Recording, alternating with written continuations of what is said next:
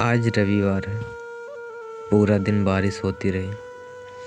अभी थोड़ी देर पहले ही बरसना बंद हुआ था लेकिन तेज हवा की सरसराहट अभी भी सुनाई पड़ रही थी। गीली सड़क पर लाइट फीकी फीकी सी लग रही थी। सुषमा बंद खिड़की के सामने खोई खोई खड़ी थी और शीशे से बाहर देखते हुए राहुल के बारे में सोच रही थी। पता नहीं वह इस मौसम में कहाँ है। बड़ा खामोश, बड़ा दिलकश माहौल था। एक ताजगी थी मौसम में, लेकिन मौसम की सारी सुंदरता, आसपास की सारी रंगीनियाँ दिल के मौसम में बधी होती हैं।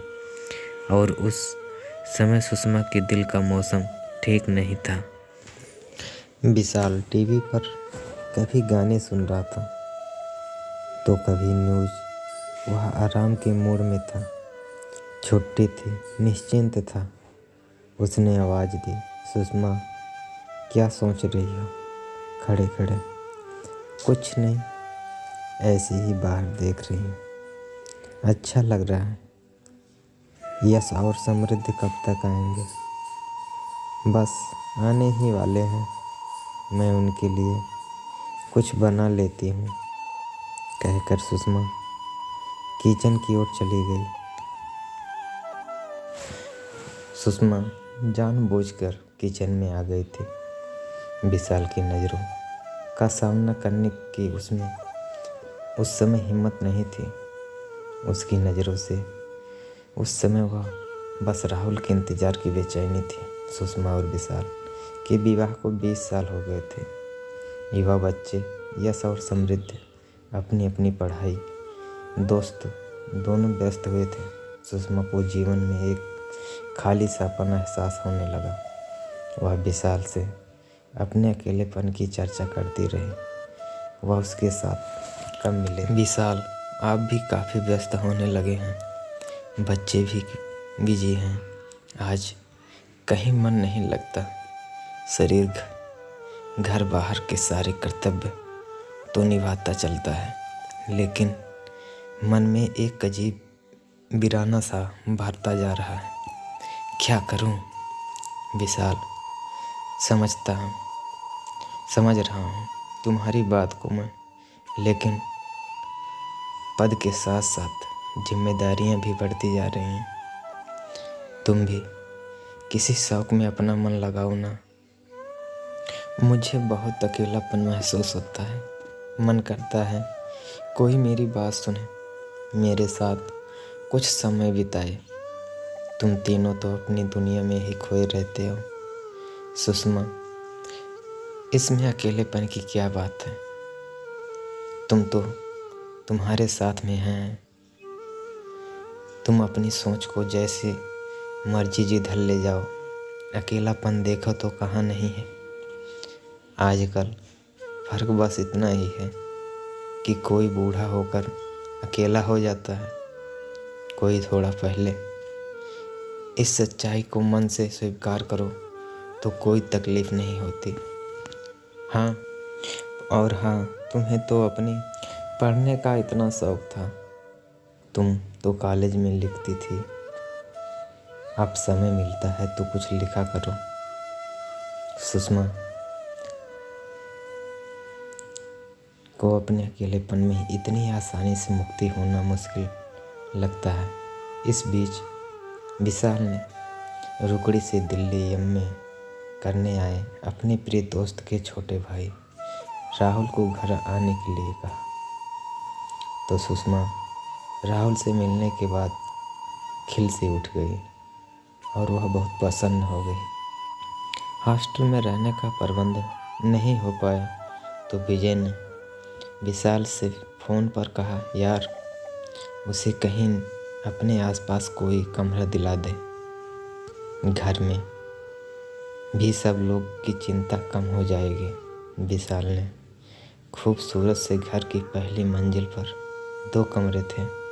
एक कमरा यश और समृद्धि का स्टडी रूम था, दूसरे एक तरह से गेस्ट रूम था। रहते थे सब नीचे। जब कुछ समझ नहीं आया तो विशाल ने सुषमा से विचार विमर्श किया। क्यों ना राहुल को ऊपर का कमरा दे दिया जाए। अकेला ही नहीं तो दिन भर तो कॉलेज में ही रहेगा, क्या दिक्कत है। सुषमा को कोई आपत्ति नहीं थी, अतः विशाल ने विजय को अपना विचार बताया और कहा, घर की बात है, खाना भी यहीं खा लिया करेगा, यहीं आराम से रह लेगा। विजय ने आभार व्यक्त करते हुए कहा, ठीक है, उसे पेइंग गेस्ट की तरह रख ले। विशाल, हंसा क्या बात कर रहा है, जैसे तेरा भाई वैसे मेरा भाई है वो। राहुल अपना बैग ले आया, अपने हंसमुख स्वभाव से जल्दी सबसे हिल मिल गया। सुषमा को अपनी बातों से इतना हंसाता कि सुषमा तो जैसे फिर से जी उठी। नियमित व्यायाम और संतुलित खान पान के कारण सुषमा संतुलित देह दृष्टि की स्वामिनी थी। राहुल उससे कहता, कौन कहेगा आप यश और समृद्धि की माँ हैं, बड़ी बहन लगती हैं उनकी। राहुल सुषमा के बनाए खाने की, उससे स्वभाव की, उसकी सुंदरता दिल खोल कर तारीफ करता और सुषमा अपनी उम्र के 40वें साल एक युवक से अपनी प्रशंसा सुनकर जैसे नए उत्साह से भर गई। वह बहुत खुश थी। कई दिनों से विशाल अपने पद की बढ़ती जिम्मेदारियों से व्यस्त होते चला गया था। अब तो बस नाश्ते के समय विशाल हाँ हूँ करता हुआ जल्दी जल्दी पेपर पर नज़र डालता और जाने के लिए बैग उठाकर और वहाँ से चला जाता। रात को आता तो कभी न्यूज़, कभी लैपटॉप, तो कभी फ़ोन पर व्यस्त रहता। सुषमा उसके आगे पीछे घूमती रहती, इंतज़ार करती रहती कि कब विशाल कुछ रिलैक्स होकर उससे बात सुनेगा। वह अपने मन की बात उसके साथ बांटना चाहती थी, लेकिन सुषमा को लगता विशाल की जिम्मेदारियों का सिलसिला थमने का नाम ही नहीं ले रही है। उसे लगता एक चतुर अधिकारी के मुखौटे के पीछे उसका प्रीतम कहीं न कहीं छिप सा गया है। वह कहीं न कहीं कुछ अलग सा लगने लगा है। विशाल टूर पर रहता तो राहुल कॉलेज से आते ही कहता, भैया गए हुए हैं, आप बोर हो रही होगी, आप चाहे तो बाहर घूमने चल सकते हैं, यश और समृद्ध को भी ले चलिए। सुषमा कहती है, वो तो कोचिंग क्लास में है, देर से आएंगे, चलो हम दोनों ही चलते हैं, मैं गाड़ी निकालती हूँ। दोनों जाते, फिर घूमकर खाना खाकर ही आते। सुषमा राहुल को अपना पर्स कहीं नहीं निकालने देती थी। राहुल उसके जीवन में एक ताज़ा हवा का झोंका बनकर आया था। दोनों की दोस्ती दायरा बढ़ता गया। वह अकेलेपन की खाई से निकलकर नई दोस्ती की अनुभूति की सागर में गोते लगाने लगे। अपनी उम्र को भूलकर किशोरी की तरह दोगुने उत्साह हर काम करने लगी। वह राहुल की हर बात अदा से अच्छी लगने लगी। कई दिनों से अकेलेपन के एहसास, अनचाहे अपने भीतर का ख्याल कोना गहराई से महसूस करती आ रही थी। अब उस जगह को राहुल के साथ भर दिया था। कोई भी काम करती राहुल का ध्यान आता रहता, उसका इंतज़ार रहता।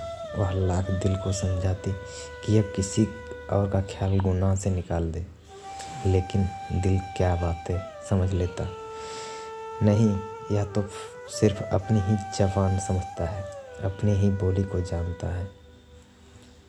उसमें जो समा जाए वह ज़रा मुश्किल से ही निकलता रहता है।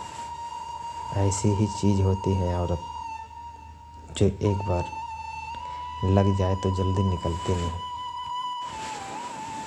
अब वो सुषमा की अपनी बाहों में भरकर उसे मन चाहे एहसास दिलाता रहता था। सुषमा भी उसके ही जिस्म की प्यासी हो गई। वह धीरे धीरे उसके साथ सोना, उसके साथ रहना और उसके साथ रातें बिताना उसको वो अच्छा लगने लगा। सुषमा जब भी अकेली रहती वह राहुल के साथ उसके बड़े बड़े हुंडों से खेलती रहती थी और अपनी चिड़ै से साथ खिलवाड़ करती रहती, जो कि एक दूसरे से ऊपर नीचे होने में बहुत मज़ा आता था। वही सब अपने पति से नहीं पाती थी, इसलिए बहुत अकेलापन महसूस करती थी। लेकिन जब से राहुल को पाई है तब से वह मज़े कर रही है।